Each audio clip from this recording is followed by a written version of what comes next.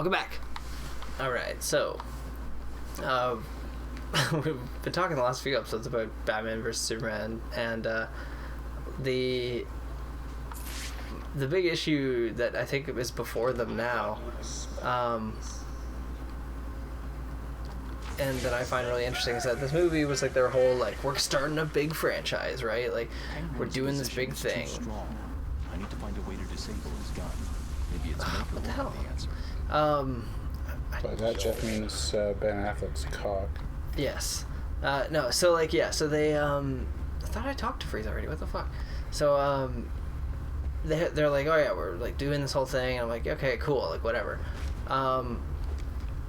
The thing is though, is that like, where are they going next?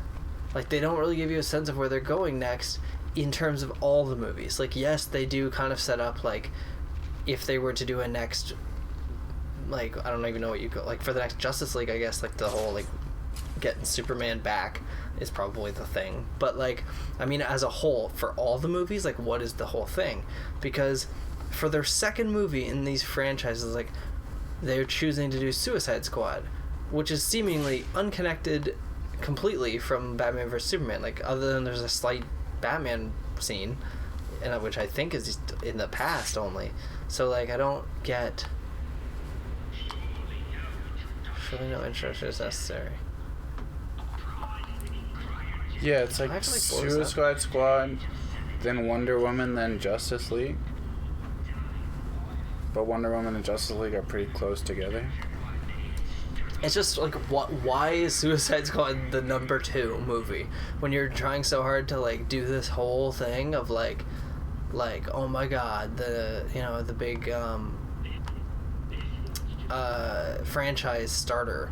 It's like, why is it your second movie an unconnected thing? The summer blockbuster for them should have been like Wonder Woman, or like, no, but like next year. I mean, this, instead of this summer being Suicide Squad, should have been Wonder Woman.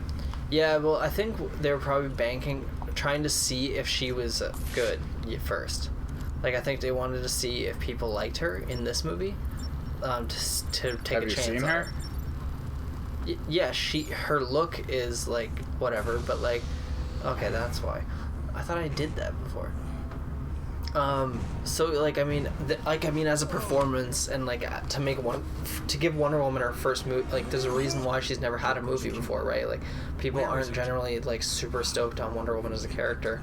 I am, but like a lot of people aren't. And also, like, just Hollywood has a problem with giving women a blockbuster movie to lead, because even though they do primarily really well, like if you look at like Hunger Games or something, so like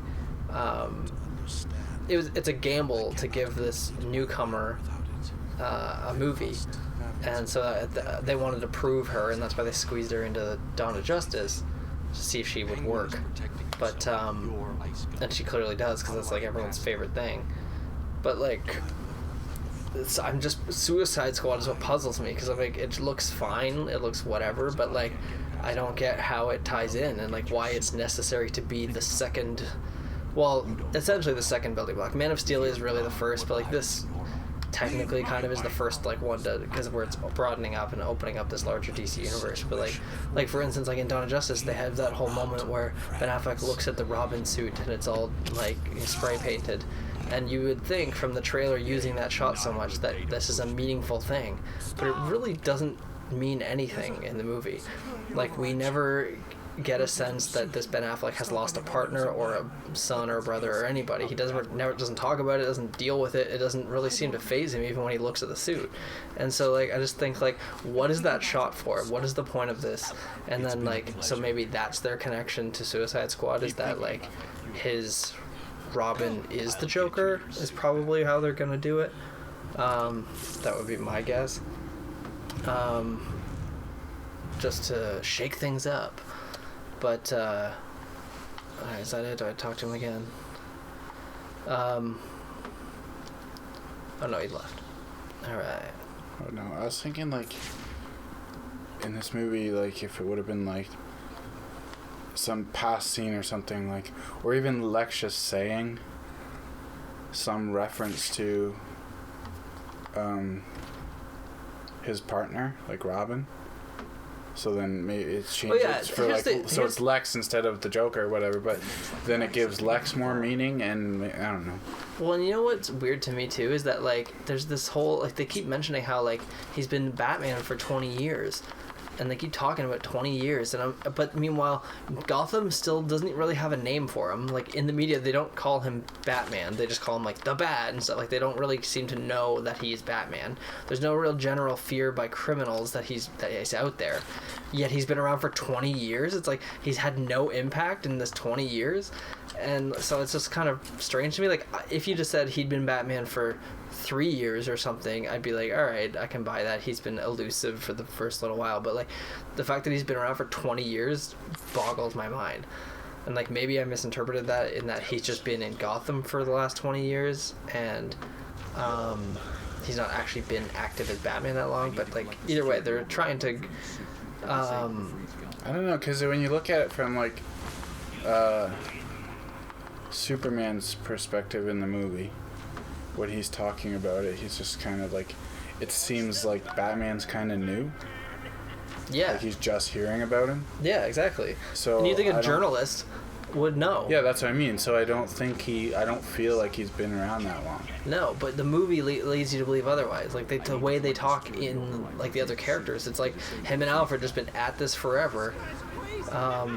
And so it's just like I don't know, like he could just be so much darker, because like maybe this Robin shit or whatever happened in like his first year or something, or his year and a half or something like that, and maybe that's how he's gone so over the deep end kind of for Batman. I forget how to do this.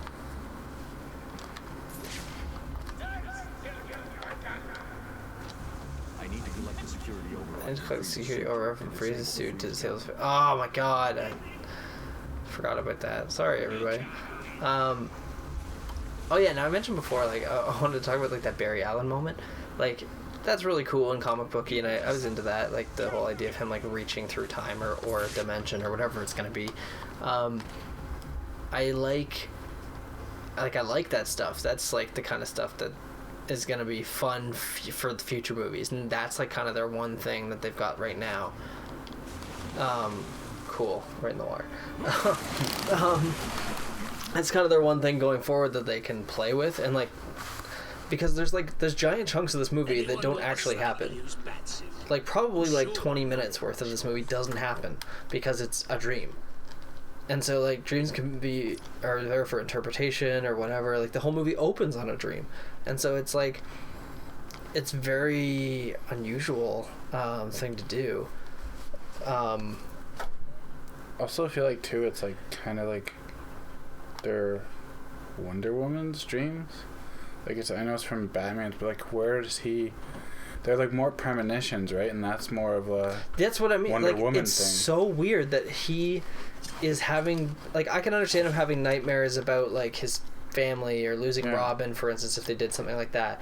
That I could get, because that's an experience that I buy him having. Batman was the choice to have these premonitions. Yeah, like make it be Wonder Woman from memory, or make it be like Superman from like the fact that he's an alien. They could, you know, do something there. But like Batman's like guy, and like he does not know the Flash that we know of. Although maybe he does, you know. Yeah, 20 years. Yeah, he's been there for 20 years. So, you know, so maybe we just don't know yet. But, like, I don't know, it's maybe that's why Batman only opened Wonder Woman's file. Because the other three he knew already. Yeah, that could be.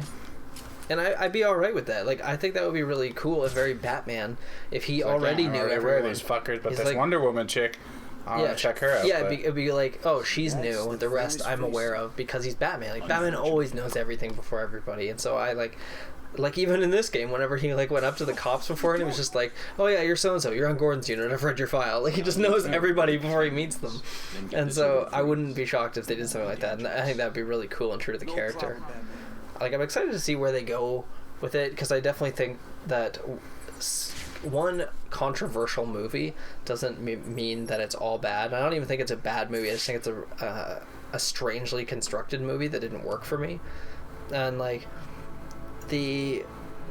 I don't think it's definitely doomed or anything. Their like whole like lineup. I just think that they gotta maybe get different people involved in these teams to get the movies made on a better or different level, because like Zack Snyder's movies have always been like super controversial, and so it's like they're poorly reviewed movies, and some fans really like them, some fans really hate them, but like why not make movies that are very well reviewed and everyone likes, right? And so like I feel like if they shake things up creatively, they could definitely find some new blood in their group of people to go to. But like Warner Brothers is very old school in the sense that once they get someone who has a hit for them, then they're gonna like work there forever. Like Ben Affleck, like as soon as he won that Oscar for them for Argo, it was like, all right, cool, now you always make Warner Brothers movies. And so like that's why he's Batman, that's why he's gonna be directing the Batman trilogy. And so it's kind of their old way of thinking, I guess. But like, whoa, what the fuck? I get to punch a shark! I forgot about this! He just fucks off. Alright. Well, next time on TurnipBomb, we're gonna go finally disable the freeze gun and deal with Danny DeVito.